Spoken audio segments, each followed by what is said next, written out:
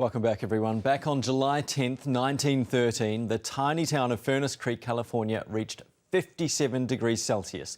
That's the hottest air temperature on Earth. Almost a century to the day, Tristram Clayton found that historic record under threat. Daybreak in Death Valley. And as the darkness retreats, a scene of spectacular desolation is revealed. The 300-kilometre-long valley is one of the driest and lowest in the world, but its real fame comes from its mind-numbing temperatures. In particular, the 134 degrees Fahrenheit, or 57 degrees Celsius, that was recorded in Furnace Creek on July the 10th, 1913. It's a world record that stood for just under 100 years, but one that's increasingly under threat from this intense heat wave that's been felt right across the western United States. Yesterday, here in Furnace Creek, it topped out at 54 degrees centigrade. How hot it gets today, well, we're going to find that out in just a couple of hours. But right now, at 11 in the morning, it's just hit 50 degrees. That's already 8 degrees hotter than New Zealand's hottest ever day. And so hot, it hurts. Every outing is a mini war with nature.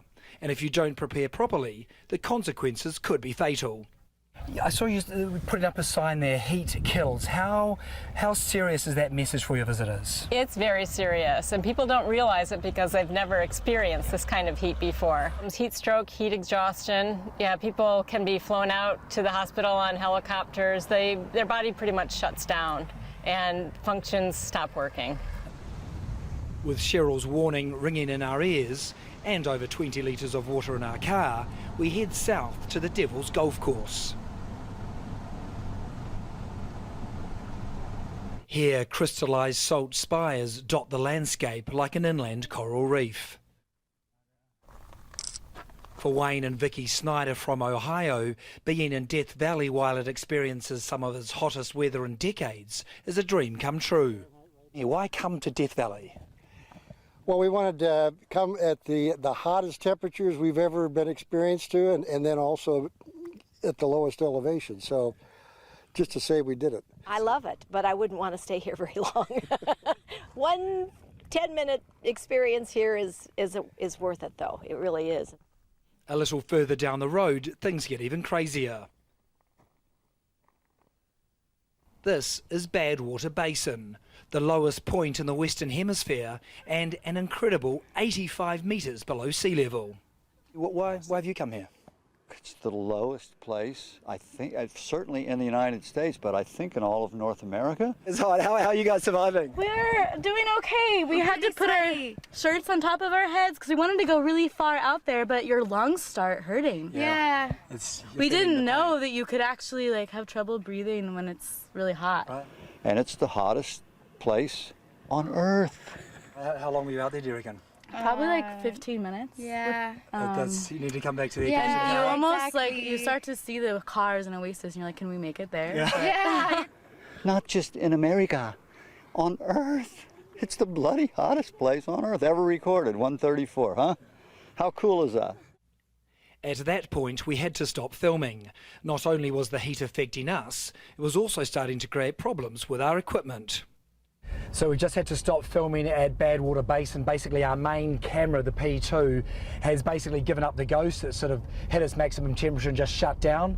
Got back in the car to try and cool it down with air conditioning, but that's been kind of overwhelmed as well. It's really just pushing out hot air. There's no cold air coming out. So we're back to the old technique. Windows down, don't touch the sides of the car.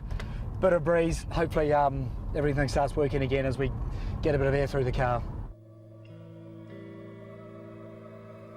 A little further up the road, we decided to put the advice of one local to the test. So it's about 2 o'clock in the afternoon now. I've been walking for about 20 minutes. The temperature's just hit 127 degrees Fahrenheit. That's 53 degrees Celsius. And that means my body is literally starting to cook. 2/3 of the human body is water, so 2/3 of my body is basically evaporating away. Talking like this at this time of the day, I'm losing about 3 litres of water every hour. Too much to replace by drinking alone. And that's putting a real strain on my body. Basically, it's getting hard to see, it's getting really hard to think, and basically, I can hardly breathe. On the way back to Furnace Creek, we stopped to visit the Timbisha, the local Indian tribe that's lived in and around Death Valley for time immemorial.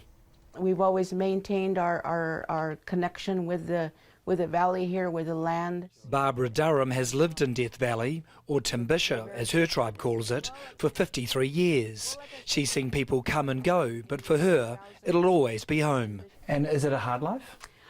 Well, it's hot. You go outside and, oh man, sometimes you can't even touch a steering wheel because it's so hot. But summertime is summertime. Like I always say, you can't fight it. Just accept it. Just go with it. But winter times are great.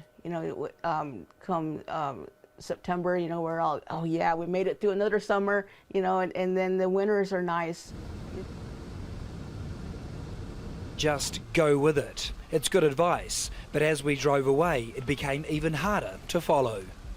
Okay, it's just gone 3 o'clock and the temperature gauge in the car has just ticked over to 131 degrees Fahrenheit.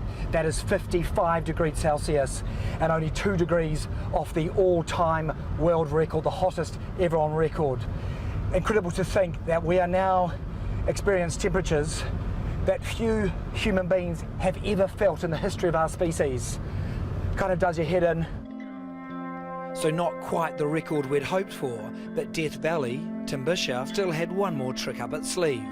Expected overnight temperature, 42 degrees. Amazing. Tristram Clayton there, shot by Cam Williams.